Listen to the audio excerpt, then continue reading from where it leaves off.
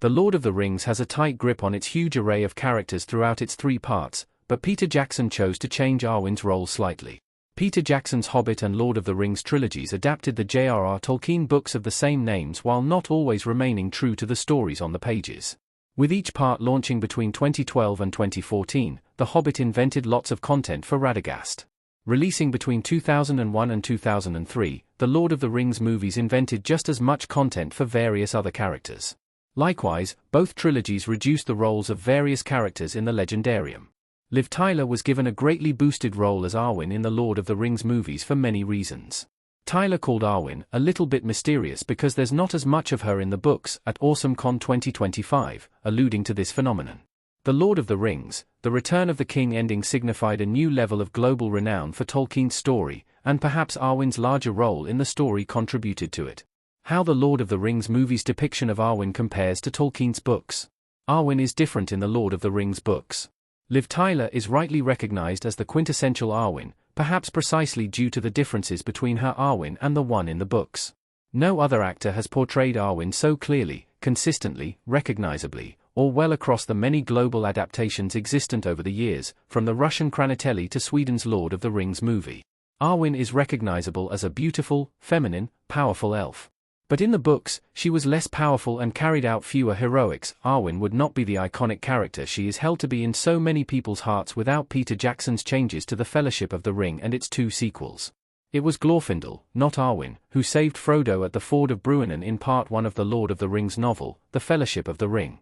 Arwen also contemplated going to Valinor without Aragorn in the movies, but in the book, she made him a banner to prove her loyalty. She was given more lines in the trilogy, in general. Why Peter Jackson expanded Arwen's role in the movie adaptations. Peter Jackson wanted to boost both Arwen and Aragorn in the Lothar movies. Arwen Lord of the Rings, 1-1. There were many reasons for Peter Jackson to expand Arwen's role in his trilogy, not least because he wanted to have a female protagonist among all the other male characters who viewers could relate to. With no female Fellowship members in the Lord of the Rings, Jackson was wise to give Arwen a bigger role. This likely helped increase the movie's appeal with the general audience and contributed to the impact of the trilogy, helping it earn pride of place in more hearts. Jackson tried to achieve something similar in the Hobbit films by adding the divisive original character Tauriel. Giving Arwen Glorfindel's part had a huge effect on the trilogy, making Arwen more of a girl boss type character, while in the book, she occupied a more traditional gender role. This brought the values of the novel more in line with contemporary ones without overly distorting the important principles inherent to the story. Expanding Arwen's role also made Aragorn more likable as a knight in shining armor and centered romance in the trilogy, as appears obligatory in Hollywood high fantasy. Increasing Arwen's screen time was the right choice for the Lord of the Rings films. It made sense to make Arwen's role bigger in the Lothar movies. Arwen taking Frodo to Rivendell to save his life in the Lord of the Rings. The vast majority of signs point to Peter Jackson's choices around Arwen making sense. Arwen is one of the best Lord of the Rings characters in the movies, extraordinarily, considering her very limited role in the books. However, she is far from one of the best book characters, despite being inspiring on her own terms.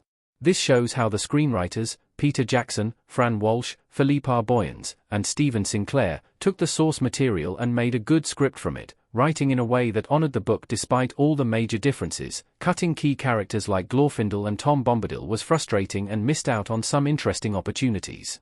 However, Peter Jackson could barely squeeze his story into the 3 feature-length movies he did make, having to trim loads of scenes, some of which ended up in the extended editions. Reducing certain characters and storylines helped keep the trilogy focused on the remaining characters, including Arwen.